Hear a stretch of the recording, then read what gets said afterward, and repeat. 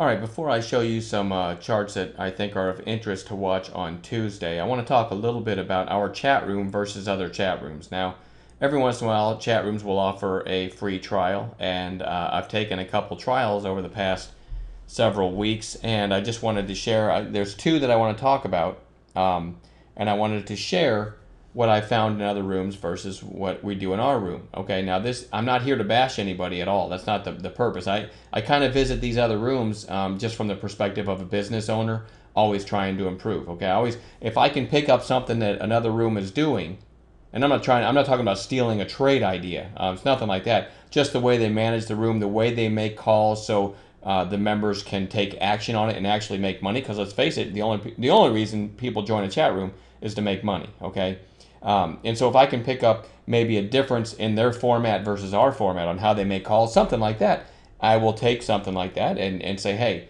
what do you guys think? And talk to the members, say, do you think this would be a better way for me to present a call, and so on. So anyway, the two that I visited over the last few weeks, I'm going to share those with you. I'm not going to give any names, of course, but one guy I found on Twitter, I think he's got a bunch of members. And so he offers a free day, like an open house on, I think, every Friday.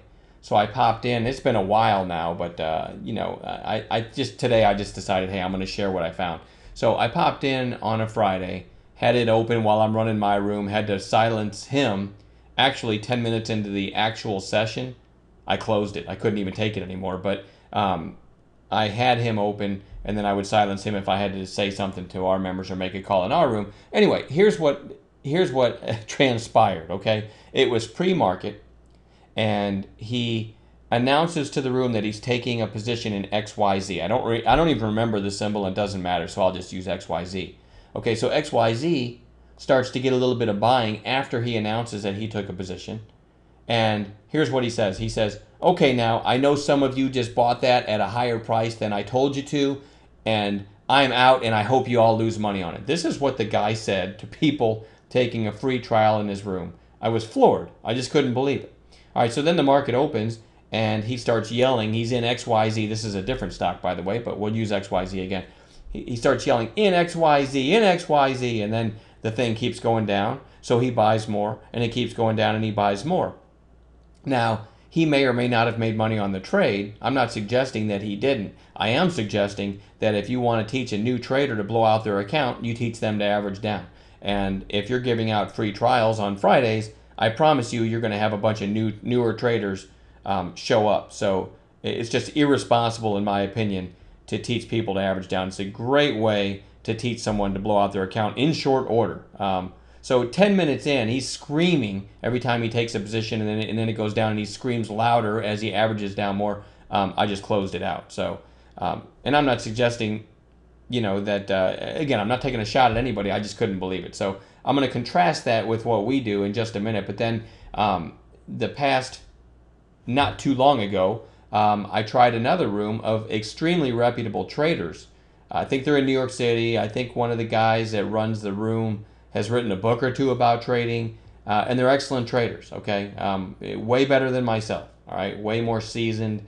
I have my own set of things that I do and I look for, and they serve me well, but these guys, I'm tipping my hat, way better traders than me. But so I checked out the chat room thinking, oh man, I could really learn how to run a room from these guys. And the chat room itself, there might be 10 comments the entire day, none of which or one of which are from the guys running the room. It's just basically members chatting with each other. Okay. I guess the real bread and butter of the site is the fact that you get you get a morning meeting, which is really valuable. It talks about levels on certain stocks. That's great.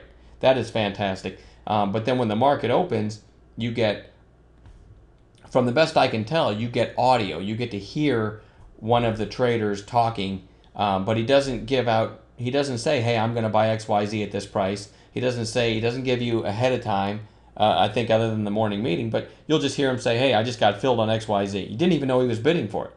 And so there's no heads up. There's no, here's a trigger to buy. Here's where my stop is. It's just listening to him talk. And believe me, there's value in that. There's extreme value in listening to a seasoned trader and kind of watching what he got filled in and back testing, and you can kind of start to piece together some of the things he looks for. But as far as trying to trying to take trades that they're calling, it's not even doable. Again, not taking a shot. Way better than myself, these guys, as far as trading goes. And extremely educational, I'm sure, as far as some of the programs they put out. But as far as if you want a chat room and you want to know something that's being, stalked and a trigger and stop price and that sort of thing, I'm proud of what we do. I am. Compared to the two rooms that I saw. And I'll give you an example. Today, Bristol Myers looked like this. And I went ahead and jumped on the mic and projected this chart onto all of our members' screens. Okay.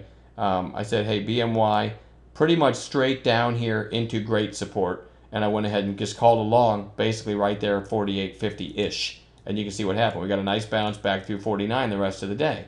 But I gave the reason. Now, if this one had put in this flag above 48.50, okay, and then broken down below it, or then come down to it, I would not have been looking to go long. So it's an important distinction here, and this is something I do teach our members. This, a push through 48.50 to me would have probably been a better short, but here's the difference. Look where it came from, okay? It came from 50 bucks down to 48.50, pretty much straight down. That means to me it's extended to the downside in the short term at support. Much better odds going with a long down there, okay? So it does matter. You can't just say, hey, this one's at support, I'm buying. It does matter what it looks like going into that, all right? And then also we have members that have been with us a long time that we have bumped up to moderator status. A few members that have proven themselves to find really nice setups, okay?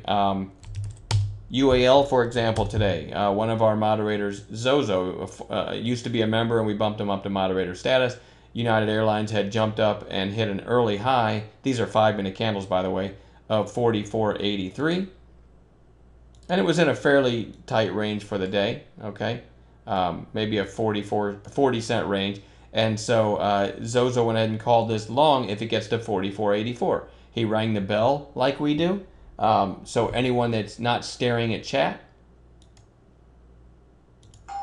got to hear that, and then they know to look at chat, and they saw that Zozo typed out UAL 44.84 with a stop at 44.62. Okay, look what happens. There's the trigger, and it was up all day. I mean, just a great call by Zozo. You're talking about 20 cents risk, and it went up almost $2. So there's examples of what we try to do. We try to make it, ahead of time what we're looking at with a trigger and a stop. And I'm proud of it. I think we've got a pretty actionable room as far as from a member's standpoint. You don't just join and then wonder how you make money. All right, the calls are pretty clear. Now on to some ideas for tomorrow. And I have not finished looking at charts yet. I just thought I would make a video, give myself a break from staring at charts. So I just have a few that are kind of interesting. Real quick, let's go to NEON. Now it's a cheapie. I drew a line here. You can see the nice bounces off $3 here. These are weekly. Here, almost hit it back here. And then just like I showed you on the intraday of Bristol Myers today, remember, this isn't basing above $3. This isn't basing above long time support. This is straight down to it from almost 6, a couple months ago. All right, so this one, and it bounced off 3 today. Now let's go to the intraday, and you see this big spike here. NEON had a big insider buy, and the news came out, and I think the insider buy was at 309.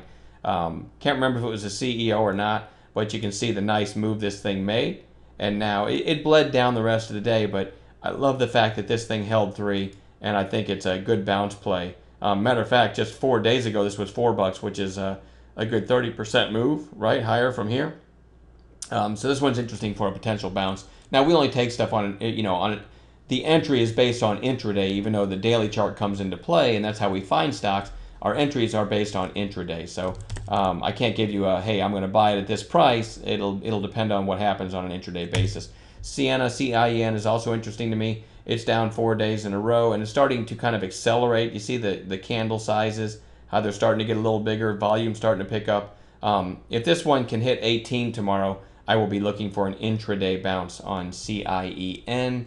XGTI, another cheapie. Again, I'll find some regular price stocks after I'm done making this video, but you had almost 15 million shares. Let's see, this would have been last Thursday on the gap up, and then Friday a red day, today a red day, but it's starting to kind of level out here. And so this one is on Bounce Watch again. With a proper setup, we could get a nice percentage gain in that one on Tuesday. So it's on Bounce Watch. And STJ broke out of a base last week and has been kind of flagging ever since, and did a nice intraday reversal today. See that flush and then right back up and then a long base. So this one is on Long Watch for Tuesday. And I'm going to add to this list one thing we do a lot in the chat room.